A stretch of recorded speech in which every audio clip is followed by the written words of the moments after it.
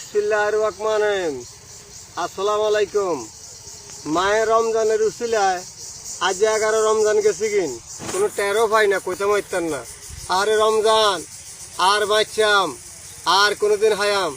যারা বেঁচে আছেন ভাইয়েরা আমার দয়া করে অনুরোধ, আবার আপনারা এই রোজা বাকি 19টা রোজা আছে, আপনারা থাকার চেষ্টা করেন। আমাদের ভারতের মাল আর লাগবে না। এই দেখেন টমেটো, ভারতের মাল আর লাগবে না। আমাদের বাংলার মাল দিয়ে বাংলাতে আমরা বিভিন্ন রাষ্ট্রে দিতে পারবো। কইছে ভারতের মাল না হইলে দেশ বেলে চলতো না। আশা করি আলহামদুলিল্লাহ ভারতের মাল আর লাগতো না। কি মাল চাইবেন অবস্থা দেখেন, একটু জুমতে দেখেন, একটু জুমতে দেখেন, জুমতে দেখেন, জুমতে দেখেন। মালের কোনো অভাব নাই।